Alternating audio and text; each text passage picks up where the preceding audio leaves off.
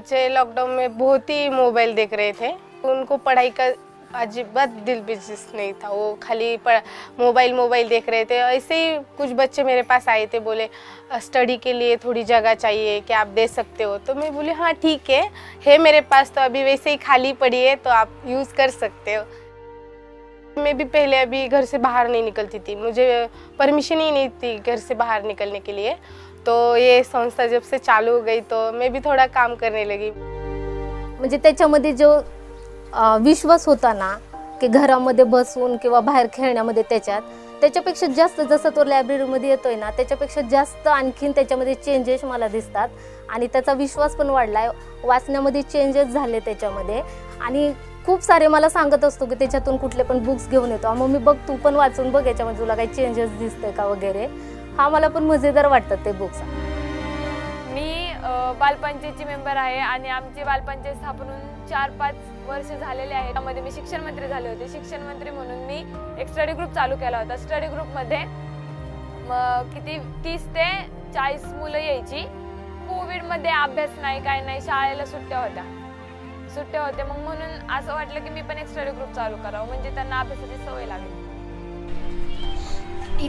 इथे खूप शांतता असते आणि आमच्या घरामध्ये टीव्ही चालू असते आणि म्हणजे वेगळा स्वयंपाक करताना आवाज येतो आणि इथे कसं शांतता असते, इथे आवाज येत नाही, त्यामुळे इथे एक रजिस्टर दिया जाता है हमको, जो भी बुक लेके जाएगा उसका नाम, डेट और बुक का नाम उस पे लिखा जाता है। आता म्हणजे तरी कसं व्हायचं, म्हणजे कसं असायचं की म्हणजे लायब्ररी येण्याच्या आधी म्हणजे काय व्हायचं की मोठ्या माणसांचा आदर वगैरे कसं करायचं हे तर माहीतच होतं, पण एकमेकांशी बोलण्याचा संवाद कसा साधायचा हे कळत नव्हतं।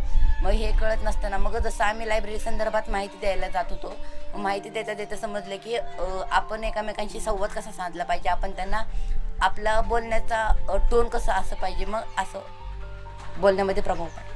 जे शिकवतात त्यांचे पण जे काही प्रश्न वगैरे असतात ते एकमेकांना विचारण्यामुळे त्यांचा पण प्रभाव पडतो की त्यांच्या अभ्यासावरती आणि आमच्या पण अभ्यासावरती प्रभाव पडतो, कारण आम्ही प्रश्न त्यांना विचारतो, ते आम्हाला प्रश्न विचारतात, त्यामुळे एकमेकांच्या प्रश्नामुळे परीक्षेमध्ये पण चांगले मार्क्स मिळतात।